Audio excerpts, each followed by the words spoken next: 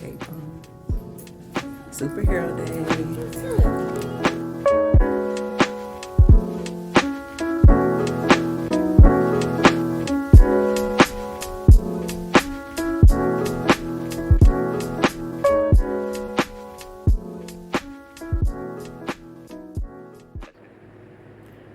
Hi, I'm Gwen, and I'm here with a video. Just trying something new for a change. My husband's a YouTuber. My daughter does TikTok and YouTube. She loves to make shorts. And she was telling me one day that I should make content. What would I make content about? I literally had no clue. There's a lot of things that I do, but nothing I wanted to do on the internet for real. I mean, I do have a crochet page, but I crochet when I feel like it for the most part, so there's no content in there anywhere. But what I thought I could do was talk about what it's like in my day-to-day life, just kind of going over how I maintain relationships, how I hold down a job, how I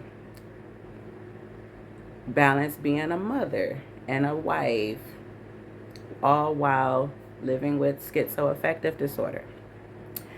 If you've never heard of schizoaffective disorder, it's a disorder with a mix of schizophrenia symptoms and a mix with a mood disorder such as bipolar or major depression. And lucky me, I have the one mixed with bipolar disorder. So what I wanted to talk about in this video today was how it affects my daily life.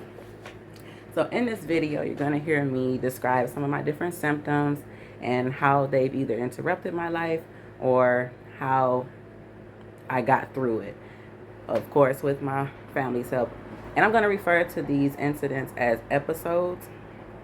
So I'm in my 30s now, and looking back on my experiences, I realized that a lot of my behaviors were because of my disorder. I had no idea that I was even sick back then. So this is how I remember it starting.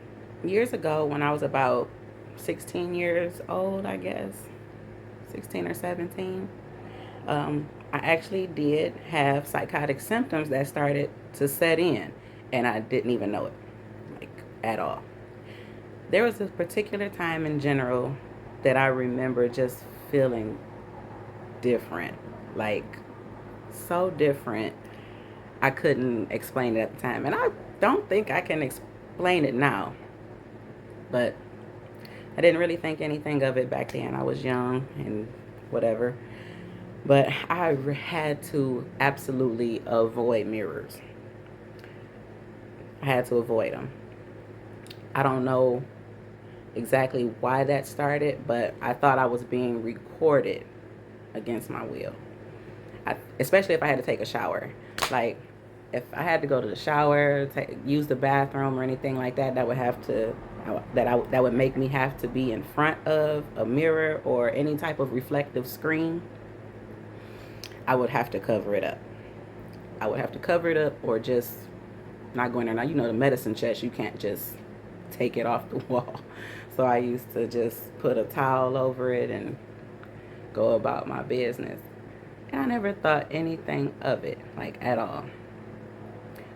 Off television wasn't safe either, especially if it was still plugged in. So sometimes I would unplug the TVs too.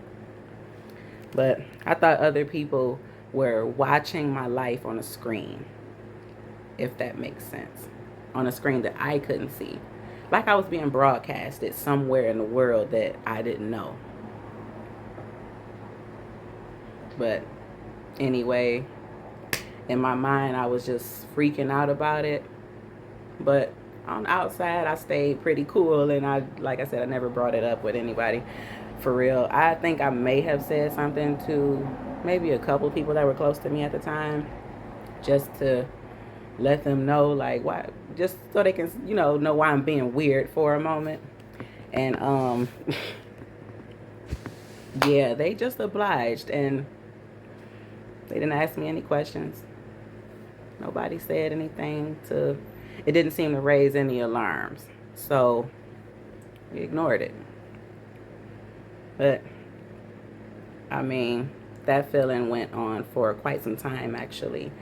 And I would have them on and off probably for a couple of years. And then, like, even to this day, honestly, I still struggle with that from time to time, but it's not nearly as bad as it used to be. My depression symptoms, though, they leave me absolutely no energy. Like, bad communication. I'm not really talking to anybody because I feel like depression does take away my voice. Crying spells, self-harm to get through, and don't even get me started on the suicidal thoughts. I mean, it's just a complete tangle of negative symptoms that just leave my body feeling like a useless pile of skin. And I always feel like it'll make me feel like I don't deserve this life or this body. The mania is on the opposite end of the spectrum. Like, I sleep a lot less and I don't miss it. I might sleep like a total of 2 to 4 hours, and that's not all together. That might be what it added up to during night. We sleep 2 hours here, an hour and a half there, maybe another hour here, 30 minutes there, and I don't even miss it. I do admit that I'm more creative and I get more passionate about art and things that I'm doing. Like, I was learning how to sew. I was making things, and I definitely, like I said, I crochet. I was definitely making a lot of items, not selling them or anything. I was just making them just to make them, and I feel real passionate about that. Like, I will do that instead of sleep. But then there's the negative side of it, and I'm more willing to splurge money. I know that doesn't sound like a bad thing, but that can really get you into trouble sometimes. Gratefully, I've never done anything. The spending money and not really caring can be really dangerous. Like, I know that it can get you into a lot of trouble and in debt. I'm grateful to myself that I have not done anything like that, like just frivolous spending, but I will spend more money and not care about it, even though I should care about it. Might drive a little more recklessly, like more road rage, might be speeding a little bit more, just, I don't know. Got to get that under control. And then I'm more irritable and angry. I don't know what it is. It seems like the mood is elevated to a certain degree with me, and I might seem like I'm on the happier side, but it seems like that happy or that energy can turn into something really negative if, I don't know, it's just like at the drop of a hat almost. But I try to keep a tight grip on myself, and I got a good support system that helps me with that too. And another thing that is not really negative, but at least it's not negative in my household, but I do want to engage in more intimate activities with my husband. Like I said, it's not a bad thing in my case, but people that experience hypersexuality can definitely get themselves into trouble. I don't even need to go into why or how. You can use your imagination for that. And then there was this one time where I was in, I think, 10th grade. No, I was in 11th grade. I was in 11th grade, so I might have been about, 16 or 17 by then. And this came completely out of the blue, I believe. I don't think that was anything that provoked this particular episode that I'm about to describe. But I felt that I was chosen by a higher power, and that all my thoughts were being controlled by that entity. I didn't feel like I was able to think for myself anymore. I thought I was in the back seat of my own mind. And I had never felt like that before. And it made things around my home a little creepy. I don't know, things looked dark in my eyes, like not physically, I guess, but like my mom thought I was just going through typical teenage identity issues and thinking I was like into being goth and emo, which wasn't a common thing in black households. At least I don't think so. I had never met any. That's not saying y'all ain't out there. But when I was 16, I had never met one. So, whatever. My mom thought that that's what I was going through, though. I mean, yeah, I wore a lot of black and stuff like that, but that's literally my favorite color. Black and purple. Those are my favorite colors. Anyway, I did not feel like I was Gwen. And so I would hear different names and words in my head that I think was referring to me, if that makes sense. I could hear myself being referred to in different names, and I don't remember what they were. If I did, I probably wouldn't tell you. But I know now that I was experiencing an auditory hallucination. I know that now. Back then, that probably would have, you couldn't convince me that. You couldn't have convinced me of that back then. But I also would see like dark figures or like pieces of people, like a hand or a face that I couldn't make out. It was like a nightmare for real, but I was awake. And at night, I would have these hallucinations, and then I started wearing headphones all the time, especially to fall asleep. And it didn't stop though. It didn't stop, but all the while I was thinking to myself that this was weird, but I had never brought it up to my doctor, my family, nobody, my friends, my boyfriend, who's my husband now. Never told him. And even when I was hospitalized, I would only be concerned about my mood symptoms because the depression was so bad all the time. Whenever I got depressed, it was just horrible.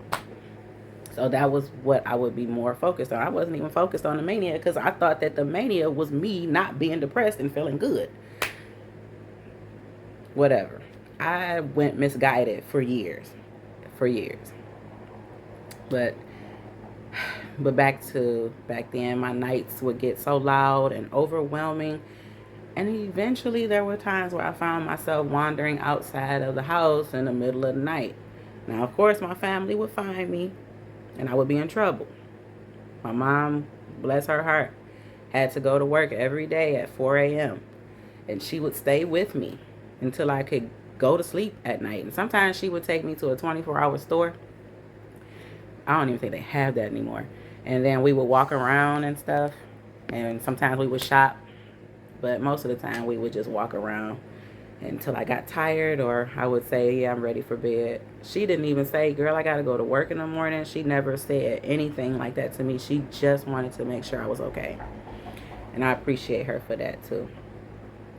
And eventually I got on this medication called trazodone to help me sleep. But for some reason, it did help me sleep. But it didn't help with the nighttime disturbances. But I will say I did stay in the house. I wasn't wandering out anymore. So fast forward about a decade, and I have been to a few different doctors and therapists by then. And I had tried all different types of medications. And I told the doctor some of the things that I was experiencing, and they changed my meds, and my symptoms remained, but I didn't know what was going on.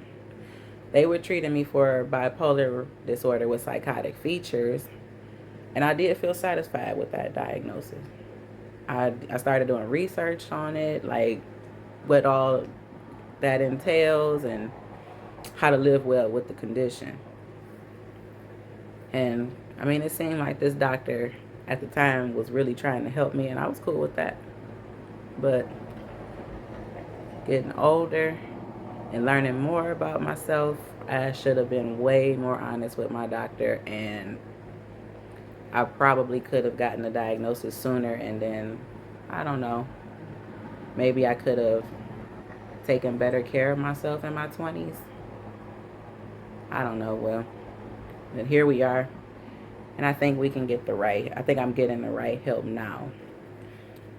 So yeah, that's about how it all started for me. And I do plan on making more content about how it's going and or how it's been. We'll see how things keep going and progressing. I'm on new medication now, and I think that this medication has been helping me a lot. Like, I think I actually found something that's worth my time now. So, like I said, stay tuned. I'll catch you in the next video. Bye.